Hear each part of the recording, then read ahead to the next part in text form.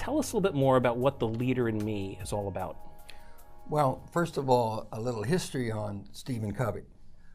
He, for years, was visiting corporate executives and business people, and out of those visits, he came up with 7 habits that he thought were very essential for people to be successful.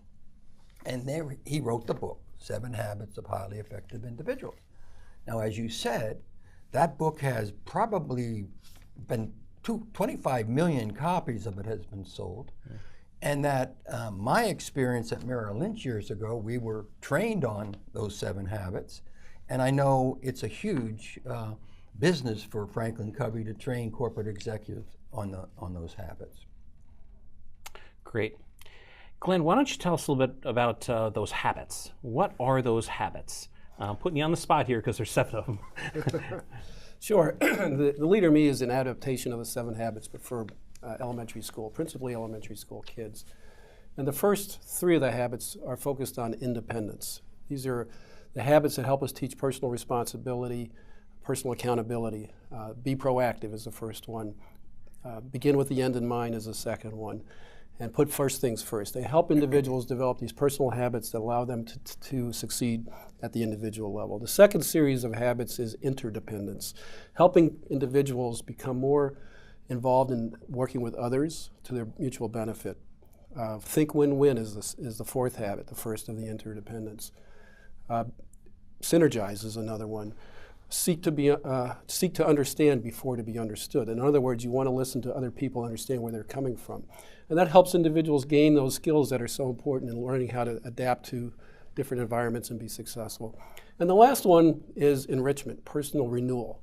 And it's called Sharpen the Saw. It teaches kids that, you know what, you got to balance your life. You got to make sure you take care of yourself physically as well as spiritually. And, you know, there's a lot of things that are pressuring you on a daily basis. And so focus on yourself so you can be the best you can. You know, as somebody who first went through a Steven Covey workshop back in, I think it was 1999, I remember how impactful those 7 habits were. And as simple as they are, they're wonderful life lessons. And how well they're not particular to adults, they're not particular to teens, they really are for all of us and for children as well. And I've seen firsthand how it works in our schools. Right. There is an app, 7 Habits app, so if anybody is interested in looking further into what that is, they can download that as well. So Al, let me go back to you. Tell me about how did you personally get involved in this work of The Leader in Me? Yeah, well, I think we all have been worried for a long, long time about what's going on in our education system. And as an investor, it's very important to me when I look long term to what's going to happen in the country. So it was from that it kept me interested in what can we do, how can I help? The business community was involved. And then one day, since I was invested in Franklin Covey for other reasons, it was always a company for training corporations. But one day I saw that they introduced a new program called The Leader in Me. And the background was that a teacher in North Carolina, a principal, had a magnet school, capacity 800, 200 people were there. The parents were not really heavily involved in it. The teachers were very conflicted, as you can have in any organization. And she was told that if she didn't get it going in the right direction, she would have to close it down. So she attended, by chance, one of these adult Leader in Me programs, and she went up to Steven Covey afterwards and said, "Could you teach this to kindergarten through middle school kids?"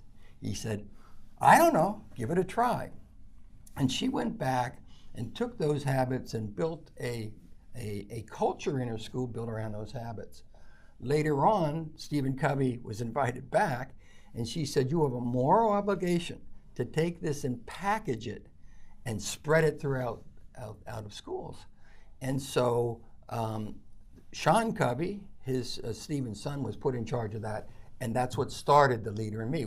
When I saw it, it absolutely resonated with my belief that it was very important.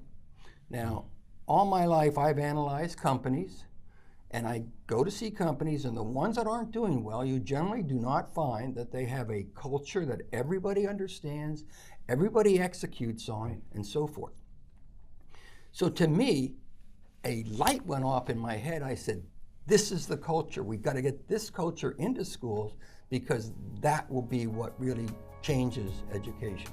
Wow. And so, being proactive, I called Glen and said, this is great.